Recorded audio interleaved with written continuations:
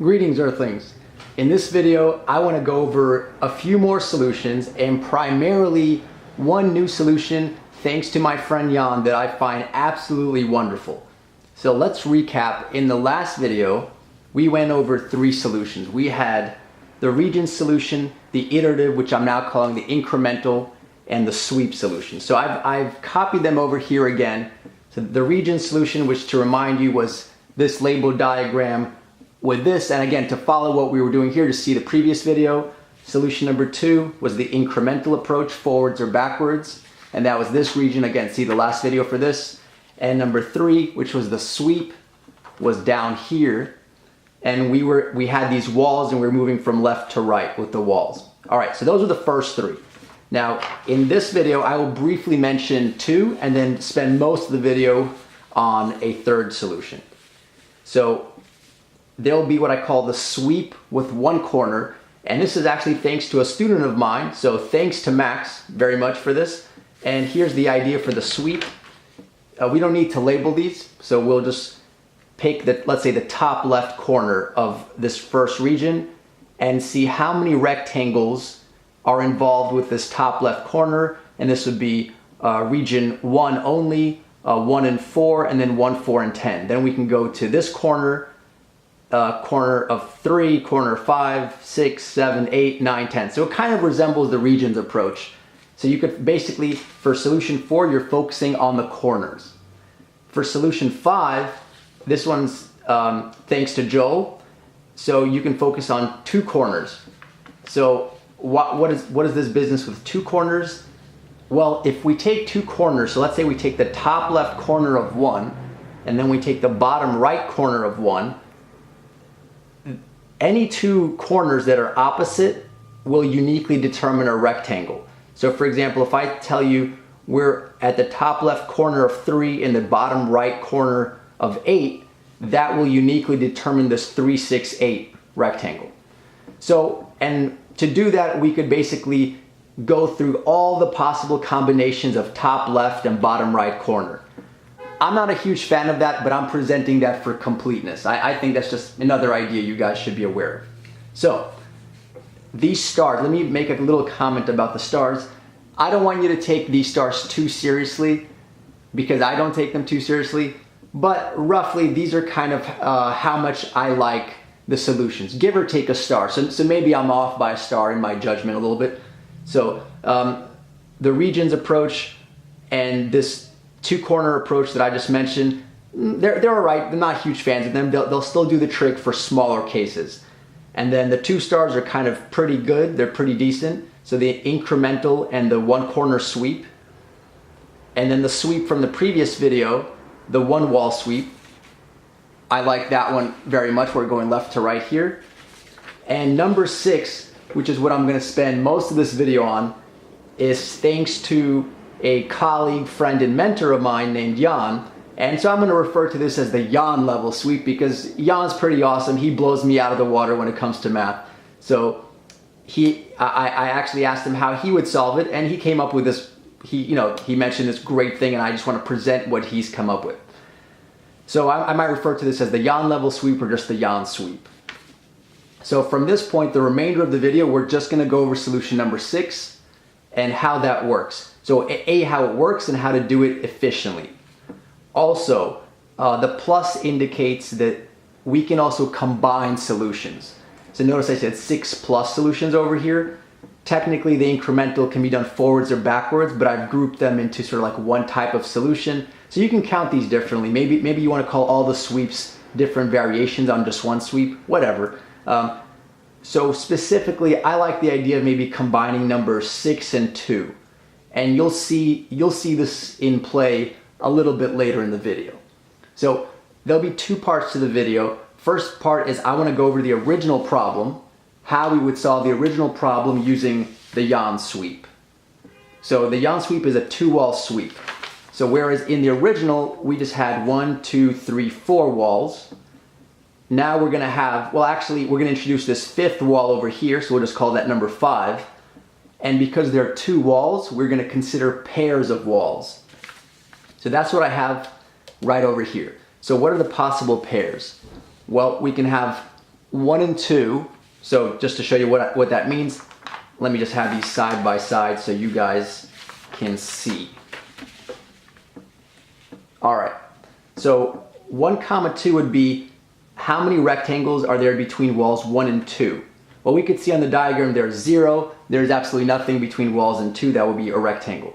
Then we go 1 and 3, so between 1 and 3, we would have only this rectangle right here.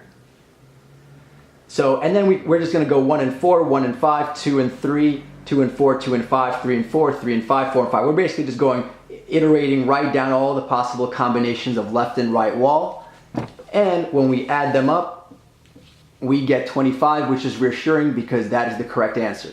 Now here, so you might be wondering, why have I given this 5 stars? Why do I love this so much? This seems like it's no better than really those methods that we saw in the previous video. Except for one key thing. All of these numbers that I have on the right take little to no work to calculate. And that's what I'm going to spend the middle portion of this video explaining, because that's not at all obvious. So let's look at, I put a star next to 3 comma 4 because I think that is a good computation to look at that will shed light on my comment of why are these so easy to calculate. So let's look at 3 comma 4. So in the diagram that would be this 4 by 1 a thin rectangle over here made up of 4 little square looking things. And I just copied it over right over here. So I'm going to show you guys at least two ways of doing this. So what we're trying to figure out is how do we get that there are 10 possible rectangles in this shape? Well, we can use size. So we could say how many 1 by 1s are there? So there's 1, 2, 3, 4. So that's where I got that 4. Then we could say how many 2 by 1s? So there's these 2, and then these 2. So that's where I got the 3. Same thing for 3 by 1, 4 by 1. So basically we get 4, 3, 2, 1. Because there's only 1 4 by 1, that's just the entire shape. So if we add 4 plus 3 plus 2 plus 1, that's 10. Now at this point you might wonder, well, this still seems like a lot of work. So how is this fast? Ilya, you just said this is fast, but this doesn't look very fast. Well, this is not the best way of doing it. I'm just showing you guys a breakout of how you would do it very methodically, slowly, step by step. What's a much cooler way to get this 10 is this number 2, the second method. Now, for this one, I'm going to show you guys kind of several ways of looking at it, but the ideas are all the same. So let's, instead of breaking it up into 4, 3, 2, and 1, we are instead going to consider how many horizontal segments do we have connecting the left and the right. We have 1, 2, 3, 4, 5. So there are 5 horizontal segments, and that's why I've written the number of horizontal lines, triangular number. Ignore the triangular number bit for a second. So what we're going to do is consider how many ways can I pick my top boundary, and they're going to be 5, because there are 5 of them, there's 5 choices. Now, for my second boundary, there's 4 choices, because once you pick one of the 5, there are 4 remaining horizontal segments. So there's 5 choices for the first pick, and then 4 choices for the second pick. So that will get you 20, but 20 is incorrect because let's say you pick the first one and the third one, you're going to count that again when you say the third one and the first one. In other words, you're double counting when you do 5 times 4. Because we're not your choice of 4 and your choice of 5, we never said that the first choice has to be above the second choice. So it could turn out that our first choice is below the second choice, and then we're going to count it again when it's above the second choice. So for example, like I said, 1, 3, we're going to count as choice 1, I'm going to pick this, choice 2, I'm going to pick this, or choice 1, I'm going to pick this, and then choice 2, I'm going to pick that. But that's the same rectangle. So that's why we have to divide by 2. And in general, if you have n of these horizontal segments, in our case we had 5, you would just do n times n minus 1 over 2, and that's how you would get your number.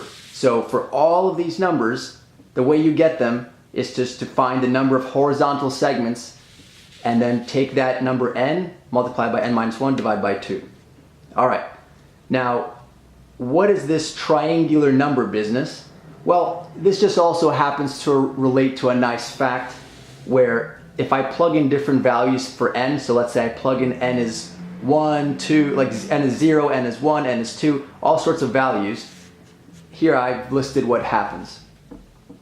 By the way, if you look at triangular numbers, sometimes actually they're usually indexed differently, so don't worry about what I'm calling them as my index and the triangular number. So like what I mean, so instead of saying 5, the 5th triangular number is usually the next one. So I'm just off by 1 in terms of what they're usually called, but don't get bogged down in that. So if we have 0 dots, then the value is 0. If we have 1 dot, the value is 1. If we have 3 dots, the value is 3. So here I'm just counting the number of dots in this first row, and here I'm just keeping track of what number this is in the pattern. Now, what am I doing here? I'm just adding another row that has, for example, here there's a row of 2, a row of 3, a row of 4. I keep adding +1, +2, +3, +4, +5. So for example, if you plug in 5 for n, you'll notice you get 10. Now, so all I'm doing here, this can seem a little convoluted, but I'm just showing you where this number appears using the triangular number business. So I'm going to refer to these. If you don't want to even think about this, you don't have to. You can just use this formula, or you could think of it as triangular numbers. It's really the same thing. Now, let me go back to this size 1 approach, and let's see why doing this is the same as doing number 2, which is n times n minus 1 over 2. So let's consider that we have, instead of a 4 by 1 rectangle like we had here, we have a really long and a really thin rectangle. So there's going to be n minus 1 little squares in it. So the ... just means keep going in this manner till you hit n minus 1 of them. Now, why did I choose n minus 1? That's so that when we count the number of horizontal lines, it'll be exactly n. If I made this nice and I made that n, then this would be n plus 1, so I didn't want to do that. That's why I picked up this weird n minus 1. What we really care about is the number of horizontals. So in terms of the horizontal approach, it's still going to be this n times n minus 1 over 2. But now let's try to use the first method of just using the sizes. So if we have n minus 1 of these, how many little guys do we have? We have n minus 1 of them, because there's 1, 2, 3, all the way up to n minus 1. So that's why I have this tiny n minus 1 over there. Now we go by size 2. There's going to be 1 fewer of them, so that's n minus 2. And then basically the same procedure. So 4, 3, 2, 1. So this is like size 10. It's going to be 10 plus 9 plus 8, all the way up to 1. So I have n minus 1 plus n minus 2 plus all the way up plus 3 plus 2 plus 1. Now, to actually add this up, in a previous video on my channel, we talked about grouping these. So if we group the first and the last, n minus 1 plus 1 is just n. N minus 2 plus 2 is also n. So we're going to have, every time we group them, we get a sum of n. So this n is the sum per pair. Now, because they're n minus 1 numbers, they're going to be n minus 1 divided by 2 pairs. So the total of adding up all these numbers is the sum per pair times the number of pairs. And that gets us exactly the same formula over here that we considered from just counting the number of horizontal segments and figuring out our first choice times our second choice divided by 2 for the overcounting. So that, I know it's a little involved and there's a lot of stuff, so please feel free to ask questions. I'm just showing you guys why we're going to be allowed to calculate these things quickly. Like, why does this work? So, with that in mind, I'm going to continue on from there. So what am I going to try to do here? At the end of the last video, I said, let's consider whether your solution scales, and then I created this monster diagram that was way crazier than the original, and to be honest, guys, I had no intention, nor did I ever think I would ever have to solve this. I just purely drew this to get you guys to think. But then, you know, it's one thing to say something and it's another thing to show that it works. So I want to show that this Jan solution that I really love, the sweep with the 2 walls, I'm not just going to claim that it works well. I'm actually going to attempt to solve this monster problem. Yes, guys, I've given myself this bit of a headache, but I just want to prove to you guys that we can do this in a reasonable amount of time and get it right. Well, hopefully we get it right. So, first thing I'm going to do is over here, I've created a little bit of a cheat table. Now, if you're doing a lot of these sort of tricky math problems, contest problems, a lot of folks will already have these numbers memorized, but for our purposes, most of you, many of you probably don't have these memorized. So instead of calculating this quantity every single time, I just made a nice reference table. So let's just verify this really quickly. So if we have 5 horizontal line segments, the value will be 10. And that's what we saw over here. So instead of calculating this from scratch for every differently sized shape, I would just use this lookup table. So here's what we're going to do. We are going to run through this crazy diagram. So I've already put in the walls. So there's wall 1, 2, 3, 4, 5, 6, 7, 8, 9, 10, 11, 12, 13. Now keep in mind, you might be wondering how come I didn't just say that 13 is part of 11 or part of like 10 or 10 and a half or something, because this juts out in a different spot. So like this, it might as well be on the very right. So in other words, you can't just have this go, I'm confusing you guys, but think about that for a second. Hopefully you should convince yourself why I had to give this a 13 and why I couldn't just call this a 10 or an 11, because this is not part of one continuous piece. All right, so that's our labeling. And in this monstrosity of a table over here, I've just enumerated all the pairs we'll need. So you'll notice, let's say if we have 13 different possible lines, I actually have not listed all of the pairs over here, because we don't need all the pairs. So for example, let's take a look at 1 and 2. So if you look at 1 and 2 over here, you'll notice that there are no possible rectangles. So I kind of eyeballed it, and if I saw very obviously that there would be no rectangles, I didn't even put it down. So our first pair is 1, 3, which would be wall 1 and wall 3. And then just so we get the hang of things, wall 1 and 4, so between 1 and 4, and then we could see that from wall 1, there are no more connections that create rectangles to wall 5, and clearly because if 5 doesn't work, then nothing beyond that's going to work either. So I've saved us quite a bit of enumeration of these pairs just by eyeballing it, and so what I've listed here are only the ones we are going to have to go through. So I'm going to read through them very quickly, and you guys can just follow along to see if you see why I chose those pairs. So also, I want to explain to you how I'm not claiming the way I did this is the most efficient way, but I try to do this a little cleverly so that we wouldn't waste too much time. So here's what I did. First, I listed as I found a pair that was workable, what I then did is calculate the number of horizontal segments. So you're going to see three columns. The first column is the pair of walls. The second column is the number of horizontal segments connecting those two walls. And the third one is the value. So to get this third column, that's when we're going to use this lookup table that I said this is our little cheat table, and whatever. So for example, this is a 2 over here. So we're just going to look up 2. And when we look up 2, the value is 1. So that's how I would do it. I would first write down just 2 of these. So for example, I would do 1, 3, see in the diagram that there are 2 of them. Then I would go to 1, 4, 2, 2, 3, 3. In other words, I would only work on the first 2 columns all the way through.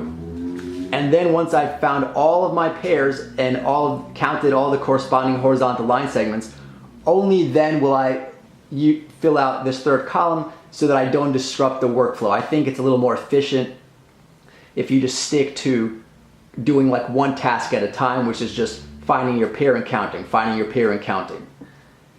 Now, how did I fill in these numbers? I found it easier not to go one by one.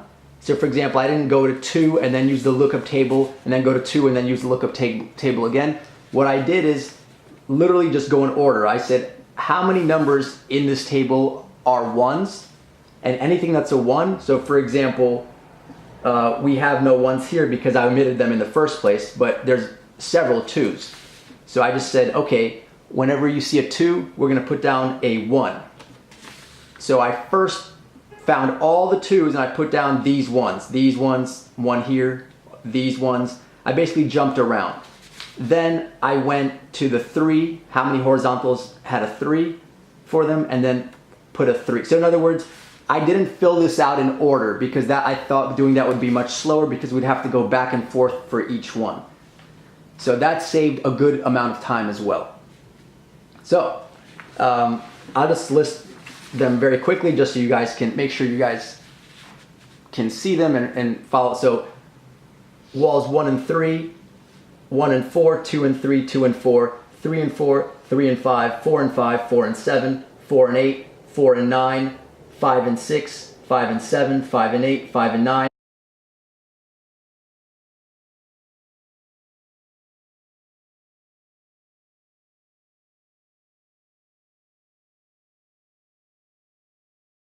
I forgot this on my first pass, that's why it's really tiny, but 5 and 13, 6 and 7, 6 and 8, 6 and 9, 7 and 8, 7 and 9,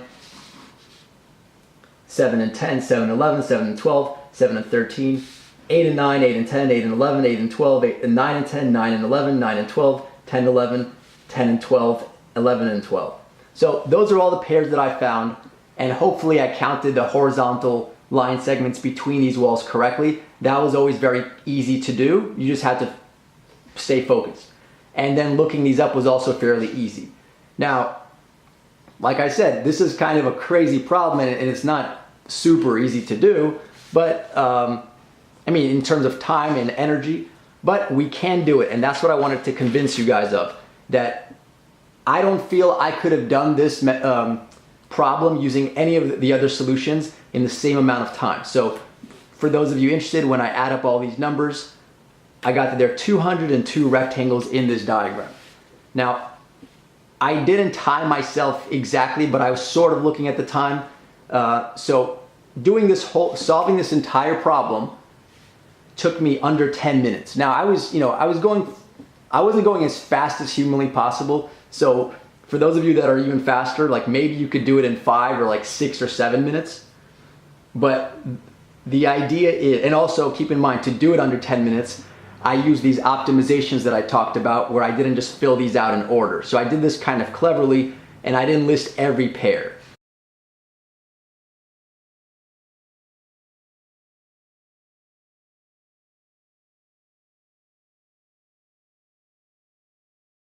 So if I could see that, like, oh, if basically, so notice, so first the notes are, it took me under 10 minutes and I listed only under 50% of the pairs, maybe like 40% of the pairs or 30% of the pairs, because I could just see which ones wouldn't work, and that made the number of cases much smaller. So in general, like if you had n walls, you might have roughly on the order of n squared cases, so that's a lot of cases. So the larger this problem gets, the less feasible all of these solutions get. But the point I want to make is, I don't know that I could have done this problem using any of the other solutions. I encourage you guys to try. I mean, I certainly could have done it using some of them, but it probably would have taken much longer. So like, for example, the incremental one, there's so many little pieces here, and then even within each, adding like one piece at a time would have taken me a long time to count. So like if we go back to this one, when I added this piece and I saw that there's 4 new pieces added, that requires some brain power. And when you're doing this very, very many times, having to use your brain is not a good thing. So that's why this method allowed me to almost be on autopilot, and counting is very easy. So like if I said, how many horizontal line segments do I see? So let's say, like, let's just run through a sample calculation here. So let's say between 8 and 9. How did I get 8? So if we look at this diagram, you should see there's 1, 2, 3, 4, 5, 6, 7, 8 horizontal segments connecting wall 8 to wall 9. So it's a little tedious, but the point is, I can feel pretty confident that we got this right and we're doing a good job on this. And then we just use our lookup table. So to recap, we have a lot of ways of doing this. Again, it's not about just showing you guys one solution. I want you guys to have the idea of being organized, like I said in the last video. And the main, the highlight of the star of this video was really to show Jan's solution. But again, I want to thank Max and Jill for their contributions. And I'm going to leave you guys with this. So, as awesome as this solution is, I know it was very involved, so hopefully you guys were able to follow a little bit of the background of why we were able to count these numbers up so quickly using this table. So the Jan sweep is awesome. But there is a far more powerful lesson to this video. I don't want to add that on at the end of this video because this video is already getting very long. But I'm going to make a separate video, and it's going to be not just kind of here's more math, but something that I really want you guys to pay attention to. So I'll link the video that I'm referring to in the description, and I will see you guys there. So I want you guys stay tuned for this very powerful lesson related to this video.